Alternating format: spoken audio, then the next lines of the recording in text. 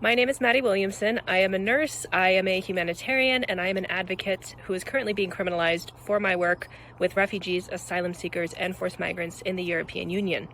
One of the narratives that's currently surrounding migration in the EU as well as the United States is this idea that the humanitarian assistance provided by people like myself and others who are being criminalized is attracting migrants and causing this so-called pull factor, which is actually a complete fallacy.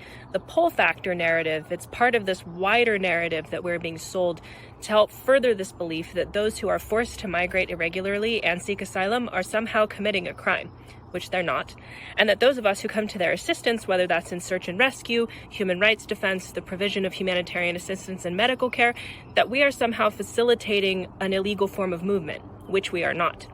The emergence of criminal cases against search and rescuers, as is the case with Juventa crew, or against individuals or networks advocating for an end to human rights abuses like pushbacks, enforced disappearances, and deaths at sea, is to try and intimidate us into silence and into inaction.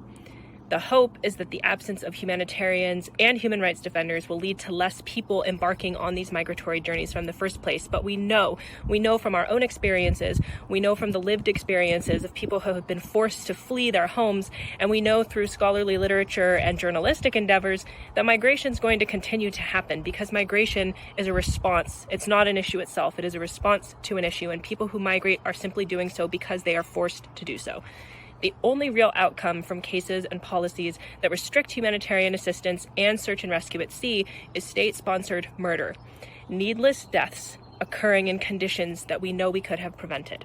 So my job as a nurse, my job as a human being, is to speak out against any belief system, structure, or policy that harms people's health and well-being, regardless of the impact that it has on my own personal life.